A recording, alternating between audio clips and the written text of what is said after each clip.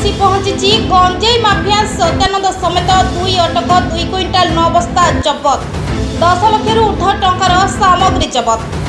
गंजेई व्यवसाय पूर्व 8 मास जेल रही आसवा जन व्यक्ति को सोमवार अपराह 2 क्विंटाल ऊर्ध्व जहाँकि 9टी जरीबस्ता जार आनुमानिक बजार दर 10 लाख ऊर्ध्व हेब बोली प्राथमिक आकलन जनाई। पुलिस और अबकारी मिलित चढ़ाऊ फल सफलता मिली।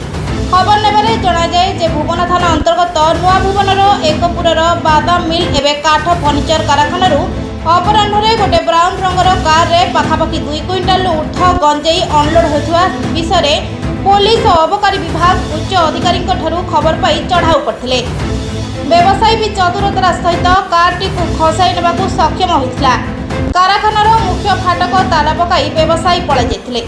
पुलिस और अबकारी विभाग मिलित भाव फाटक ताला भांगी कारखाना पशिले। कारखाना विचलित भाव पड़ा गंजेई पैकेट सह भुवन थाना और अबकारी विभाग मिलित चढ़ाऊ गंजेई जबत होछि। गंजेई माफिया भुवन एनएसी गुजुरीहाट अंचल सत्यानंद साहू 2 जन को भुवन पुलिस अटक रखी तदंत जारी रखी।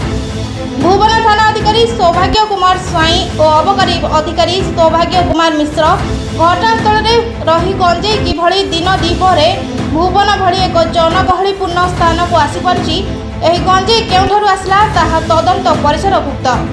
गतकाली अर्थात रविवार राति जातीय राजपथ 53 बाईपास रे इतस्तत भाव बुलुथिबा छत्तीसगढ़ जड़े व्यवसायी को भुवन पुलिस पेट्रोलिंग समय कार सह अटक रखिथिले। निकट में 13 लाख ऊर्ध्व टंका थिबार जनापड़ा। से छत्तीसगढ़ व्यवसायी जनक व्यवसाय नहांती तो